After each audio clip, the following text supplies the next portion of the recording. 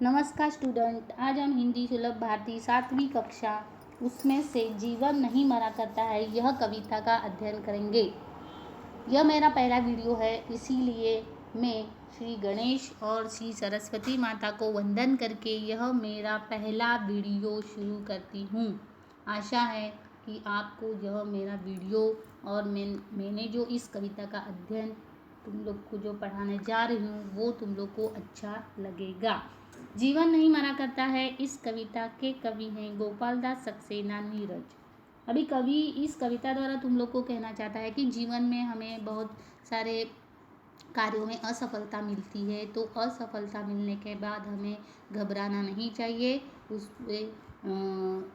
उसको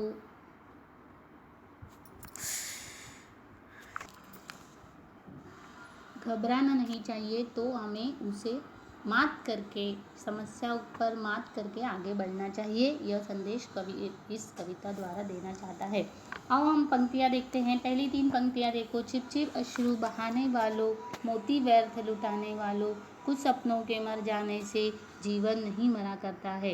यहाँ पर कवि कहना चाहता है कि बहुत सारे व्यक्ति हैं जो अपने लिए कुछ सपने देखते हैं, अपने लिए कार्य शुरू करते हैं, लेकिन सपने टूट जाने पर, कार्य में असफलता मिलने पर कुछ व्यक्ति छिप छिप कर अश्रु बहाते हैं। तो कवि उनको कहता है कि जो छिप छिप कर अश्रु बहा रहे हैं उनको वो कहना चाहता है कि तुम यह जो अश्रु है वो एक मोती के समान है। मोती का रूपक कवि ने उन अश्रुओं को दिया है, तो तुम ये मोती व्यर्थ में लुटा रहे हो। इतनी बहुत ही बड़ी बात नहीं है, ठीक है। अगर तुम्हें असफलता प्राप्त हुई है तो तुम लोग उस पर क्या कर सकते हो, सफलता प्राप्त कर सकते हो, फिर से कोशिश कर सकते हो। इसीलिए कवि कहता है कि कुछ सपनों के मर जाने से जीवन नहीं मरा करता। कुछ सपने अधूरे हो गए हैं, अधूरे रह गए हैं, टूट गए हैं, तो हमें क्या करना चाहिए, निराश न होकर यह नहीं समझ लेना चाहिए कि जीवन हमारा पूरी तरह से मर गया है। आगे की 3 पंक्तियाँ देखो। माला बिखर गई तो क्या है, खुद ही हल हो गई समस्या, आंसू गर नीलाम हुए तो समझो पूरी हुई समस्या। अभी कवि यहाँ पर कहता है कि माला, अगर माला है, अगर माला तुम लोग ने देखी होगी जो हम लोग गले में पहनते हैं, वो माला अगर कभी कभी अक्सर टूट जाती है, तो टूटते समय वो उसका चित्र भी वहाँ पर तुमको दिया गया है। तो वो माला अगर टूट जाती है तो हम क्या करते हैं, उस माला को फिर से क्या करते हैं, बुनते हैं और उसमें क्या क्या एक एक मोती पिरो कर फिर से माला बना लेते हैं। तो कभी कहता है ठीक है, अगर माला बिखर गई है तो इसमें बहुत बड़ी समस्या नहीं है, वो हम क्या कर सकते हैं, उसे फिर से जोड़ सकते हैं। तो अगर माला टूट कर बिखर गई है तो हमें कोई भी चिंता नहीं करनी चाहिए। अगर हमारे आंसू पर लोगों का ध्यान जाता है तो समझो हमारी तपस्या पूरी हो गई, ठीक है। अगर तुम्हें असफलता प्राप्त हुई, तुम्हारे आंखों से अश्रु आ रहे हैं, तो वो लोग देख रहे हैं, तो ठीक है। अगर तुमने जो मन में चिंतन किया है वहाँ पर लोगों का ध्यान जाता है तो बहुत ही अच्छी बात है। जैसे तुम्हारी कोई समस्या है वो खुद ही हल हो गई, ऐसे यहाँ पर कवि कहना चाहता है। आंसू अगर नीलाम हुए तो समझो पूरी हुई समस्या। अगर आंसू सामने वाला व्यक्ति हमारे आंखों में देख लेता है तो हमने जिस कार्य के बारे में जितना मेहनत किया था वो सफल हो गई, ऐसे यहाँ पर इन 4 पंक्तियों में कवि कहना चाहता है। हम आगे बढ़ेंगे, यहाँ पर ध्यान दो। रूठे दिवस मनाने वालों, अगर आगे यहाँ पर आगे वाले पंक्तियों में कवि कहना चाहता है कि रूठे दिवस मनाने वालों, फटी कमीज सिलाने वालों, कुछ दीपों के बुझ जाने से आंगन नहीं मरा करता है। अभी अगर समझो कोई कार्य हमने किया, उसमें असफलता प्राप्त हुई तो हम रूठ कर बैठ गए, निराश होकर बैठ गए, तो कवि उन लोगों को कहता है कि तुम्हें रूठ कर बैठने का कोई परिस्थिति से हार कर बैठ जाने के लिए कवि तुम लोग को नहीं कहता है। तो जो भी परिस्थिति है उसका सामना करना चाहिए। इसके लिए यहाँ पर एक कवि ने उदाहरण दिया है कि ठीक है, अगर हमारे पास कमीज है, हम कमीज पहनते हैं, जो शर्ट पहनते हैं, अगर वो कभी फट जाती है तो क्या हम उसको फेंक देते हैं? नहीं, उसे हम क्या करते हैं, फिर से सिलते हैं। इसीलिए कवि ये उदाहरण देकर कहता है कि अगर कमीज फट गई है तो हम उसे दोबारा क्या कर सकते हैं, सिल सकते हैं और उसे अच्छे से पहन सकते हैं। इसीलिए कवि आगे और एक उदाहरण देना चाहता है कि अगर हमें आंगन में बहुत सारे दिए लगाए हैं, दीपावली में तुम लोग को पता होगा, दीपावली में हम लोग बहुत सारे आंगन में, घर में दीप जलाते हैं। तो अगर उन कुछ उन दीपों में से अगर कुछ दीप अगर बुझ जाते हैं तो उससे आंगन की शोभा जो रहती है वह कम नहीं होती। अगर कुछ दीप बुझ जाते हैं तो कुछ दीप जलते भी रहते हैं, उससे आंगन की शोभा अपने आप बढ़ती है। आगे हम बढ़ते हैं। मेरे ख्याल से मुझे लगता है कि इतना तुम लोगों को समझ में आ गया होगा।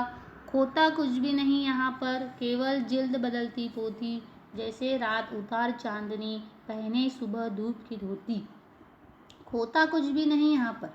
मनुष्य मतलब मनुष्य को ऐसा लगता है कि ठीक है मेरा ये हो गया, मेरा ऐसा हो गया, मैंने बहुत कुछ खो दिया। लेकिन यहाँ पर कवि कहता है कि ठीक है, इस दुनिया में कुछ भी समाप्त नहीं होता। अगर हमारे पास जो कुछ है वो समाप्त अगर गुम हो गया है, चला गया है, हमारे हाथ से निकल गया है, तो उससे हमें कुछ निराश होने की ज़रूरत नहीं है। इस दुनिया में जो है कुछ भी समाप्त नहीं होता, केवल उसका रूप बदलता है, केवल जिल्द बदलता है पोथी। अभी जिल्द यहाँ पर एक शब्द आया है, तो वो जो किताब तुमने देखी होगी कि तो किताब का जो बाह्य आवरण रहता है वो बदलता रहता है, लेकिन अंदर जो गाथा रहती है, अंदर जो कथा रहती है, वह अगर हम देखेंगे तो कहीं ना कहीं उनमें हमें समानता मिलती है। तो जैसे रात उतार चांदनी, पहने सुबह धूप की धोती। अगर समझो रात हो जाती है, रात होने के बाद धीरे धीरे चांदनी आकाश में हमको दिखाई देने लगती है। उसी प्रकार जैसे ही सूर्य का निकलना होता है, सूरज निकलता है, तो वो रात की चांदनी जैसे ही सूरज निकलता है वो उसका रूप बदल कर, जैसे धूप, वो धरती ने क्या पहन लिया है, सुबह की धूप पहन ली है। और इस तरह वहाँ पर कवि ने रूपक किया है कि जैसे रात की चांदनी ने अपने उतार कर रख दी है और सुबह की धूप एक धोती की तरह उसने पहन ली है। आगे हम बढ़ते हैं। वस्त्र बदल कर आने वालों, चाल बदल कर जाने वालों, चंद खिलौने के खोने से बचपन नहीं मरा करता है।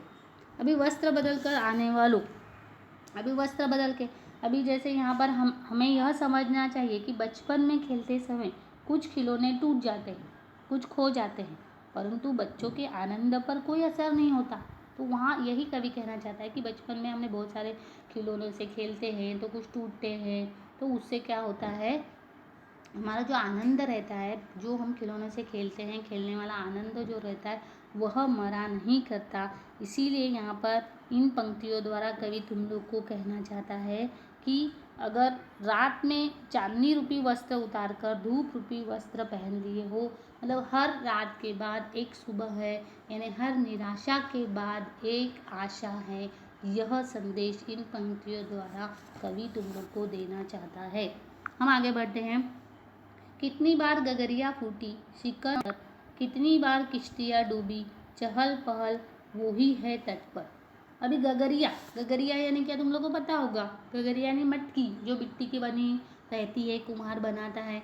तो वो गगरिया जो रहती है वो मतलब जो ग्वाला रहती थी, अगर हम लोग पहले देखते थे तो वो मटकी लेकर पानी भरने के लिए जाती थी। चित्र में दिखाया गया है, अगर तुम लोग नहीं समझ में आता है तो वहाँ देखकर समझ सकते हो। तो गगरिया लेकर वो सब ग्वालाएँ पानी भरने के लिए जाती थी। तो पनघट, मतलब पनघट, अभी यहाँ पर एक पनघट शब्द आया है, तो पनघट यानी जहाँ पर हम लोग पानी भरने जाते हैं, जहाँ पर वह स्थान जहाँ लोग पानी भरते हैं उसको पनघट कहते हैं। पनघट शब्द का वह अर्थ है। तो वहाँ पनघट पर बहुत सारी ग्वालाएँ अपनी गगरिया लेके चली जाती हैं। तो वहाँ भी ऐसा बहुत कुछ होता है, जैसे मिट्टी की गगरिया रहती में मिट्टी की मटकी रहती तो फूट जाती है। तो ठीक है, अगर वहाँ पर फूट भी जाती है तो भी जहाँ लोग पानी भरते हैं उस जगह पर उसका कोई परिणाम नहीं होता। ग्वालियाँ आती जाती रहती हैं पानी भरने के लिए, गगरिया लेकर आते जाते रहते हैं, पानी भरकर लेके जाते रहते हैं। और कितनी बार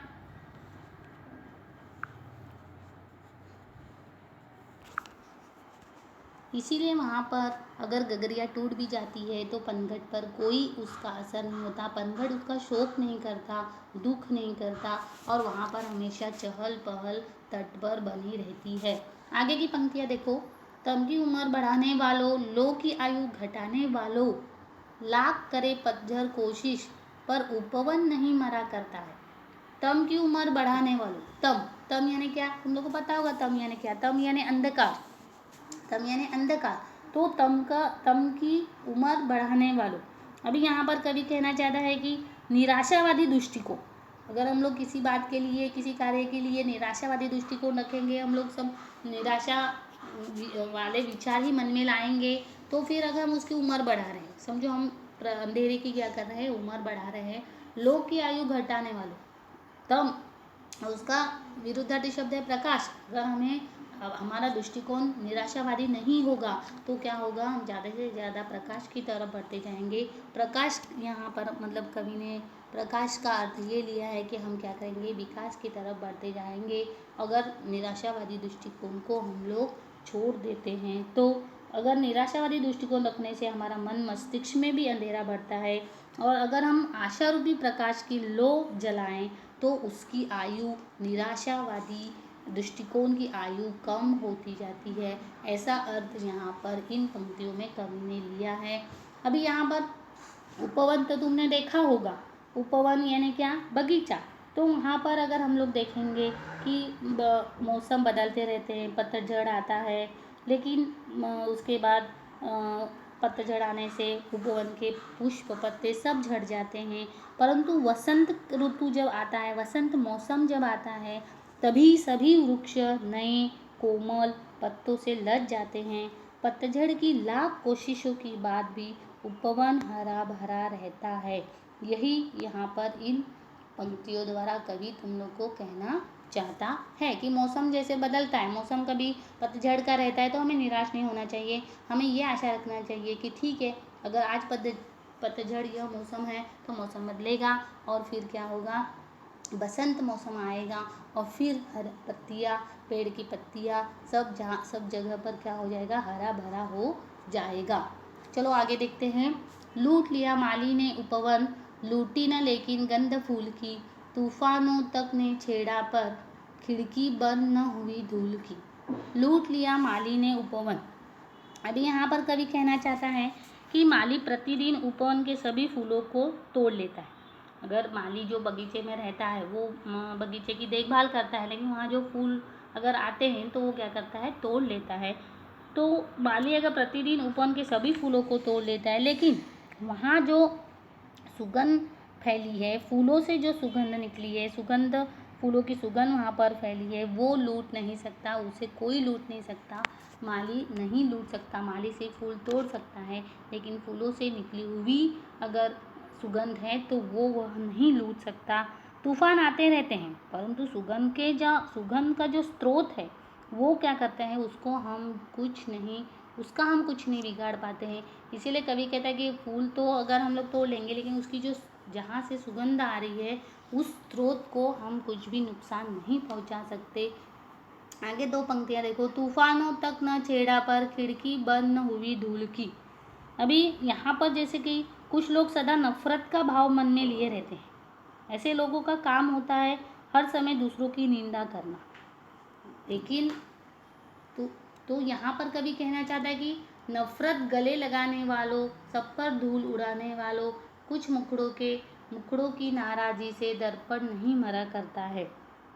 तो यहाँ पर कवि कहना चाहता है कि कुछ लोग जो रहते हैं दूसरों के प्रति निंदा का भाव रखते हैं, हमेशा अपने मन में नफरत का भाव रखते हैं, तो ऐसे लोगों को ये लोग भूल जाते हैं कि दर्पण का काम होता है केवल सच्चाई दिखाना।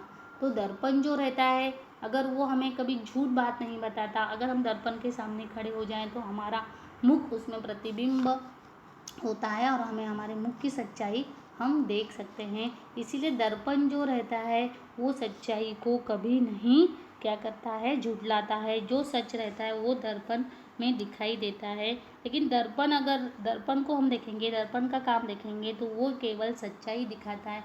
इसीलिए उन लोगों को कभी संदेश देना चाहता है कि अगर तुम कितने भी लोगों के मन में नफरत की भावना दे दो या उनकी निंदा करो, लेकिन जो सच है, अगर व्यक्ति के अंदर कोई हुनर है, अगर उसमें कोई गुण है, तो उस गुण को, उस हुनर को कोई भी नफरत का भाव या कोई भी व्यक्ति उसे मिटा नहीं सकता। जो सच्चाई है वो एक ना एक दिन सामने आकर रहेगी।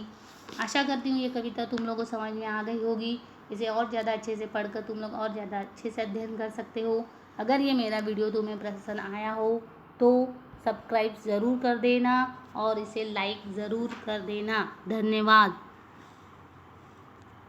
कमेंट बॉक्स का रहिएगा।